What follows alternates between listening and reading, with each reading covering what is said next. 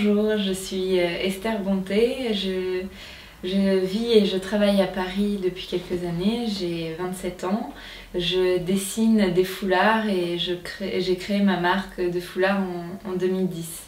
J'ai fait des études dans le domaine du textile, mode, j'ai fait une formation dans le Nord et une licence à Duperré à Paris. J'ai créé ma collection alors que ma première collection de foulards alors que j'étais encore étudiante, et j'ai finalisé cette première collection en gagnant un concours et en exposant au salon Who's Next en septembre 2010 à Paris. Je travaille aussi pour d'autres marques dans différents domaines comme le linge de lit, la porcelaine, la décoration, mais aussi les musées ou les institutions européenne, voilà.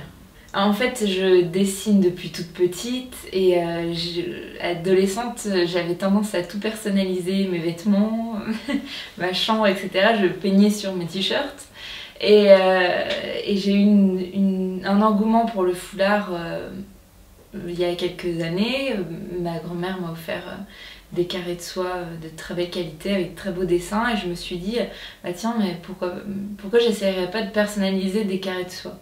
Alors je connaissais pas très bien la technique et comment je pouvais y arriver, mais j'ai eu l'occasion de traiter un sujet qui était Las Vegas en licence et j'en ai profité pour utiliser le support du foulard pour tester un petit peu comment j'allais pouvoir imprimer mes dessins dessus. Donc j'ai fait imprimer des prototypes à Lyon, donc de l'impression numérique sur soie, et donc l'effet a été tout de suite superbe et très moderne, et ça m'a beaucoup plu et ça a beaucoup plu aussi, donc voilà, du coup je suis partie là-dessus. Et c'est vrai que c'est un support qui, contrairement au tableau qu'on va accrocher, qui va se porter, le dessin vit sur la personne, égaye une tenue et il y a plus de finalité et je trouve ça plus intéressant en fait. Pour mes foulards, je travaille essentiellement sur des matières naturelles.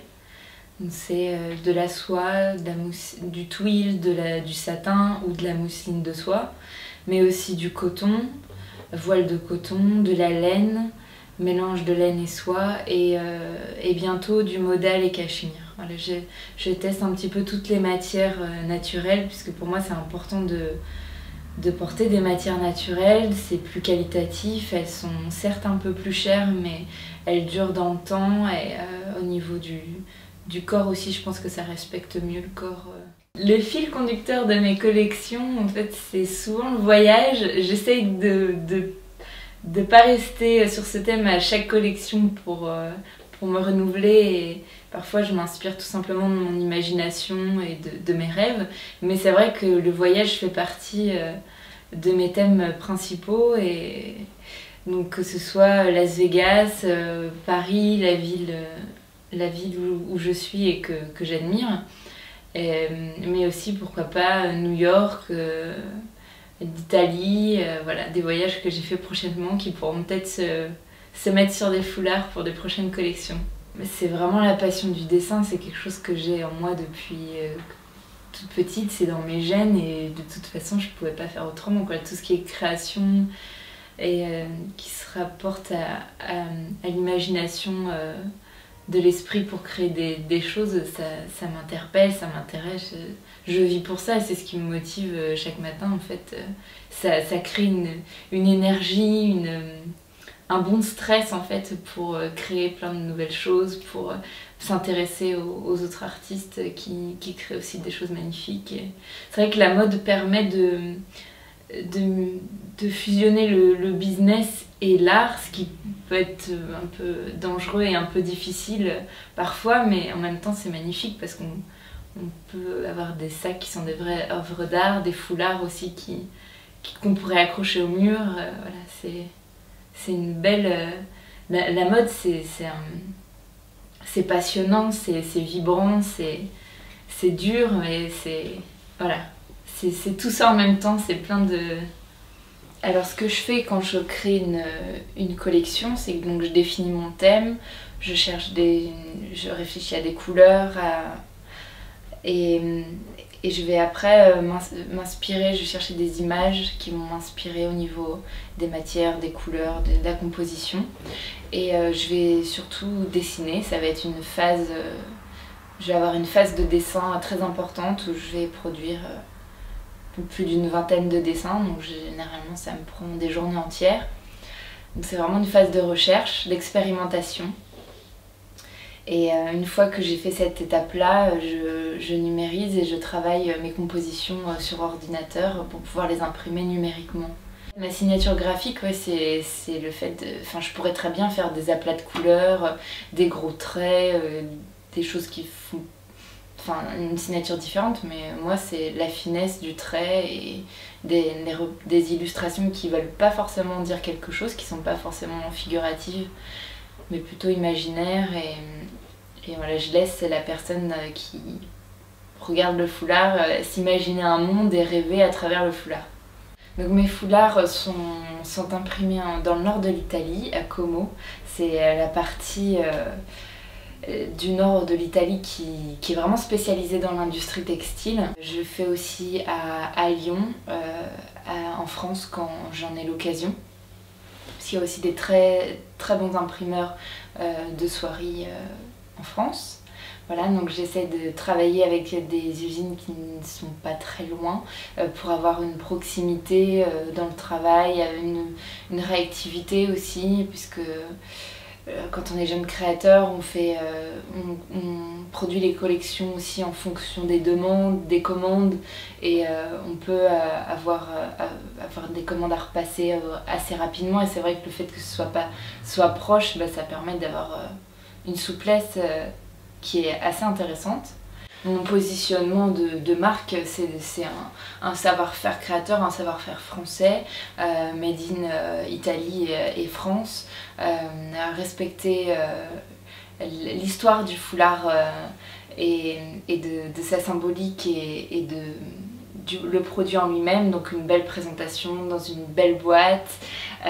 C'est un objet de collection, je pense que les fans de foulard généralement apprécient ce que je fais et ne savent pas lesquels choisir quand généralement elles recommandent à chaque fois des nouveaux foulards à chaque nouvelle saison. J'ai choisi de faire des collections en édition limitée pour proposer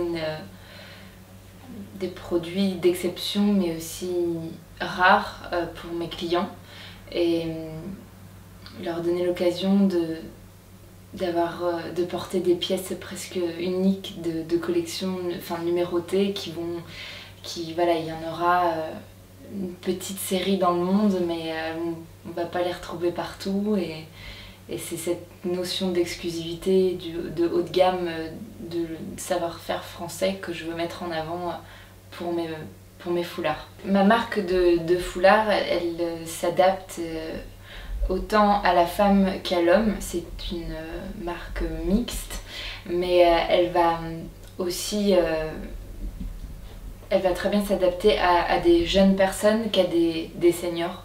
En fait, ce que je veux, c'est un produit intergénérationnel. Le foulard, c'est démocratisé et on le retrouve aujourd'hui dans bon nombre de magazines de mode et sur les shootings de mode de luxe.